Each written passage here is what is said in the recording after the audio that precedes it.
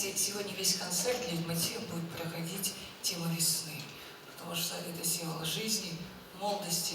Кстати, и по хакасским обычаям Новый год мы отмечаем весной, праздник Чумбазы, голова года. Но, кстати, и конь, и кобылица – это тоже символ хакасской культуры. Вспомните самый знаменитый праздник Байрам, праздник первого молока.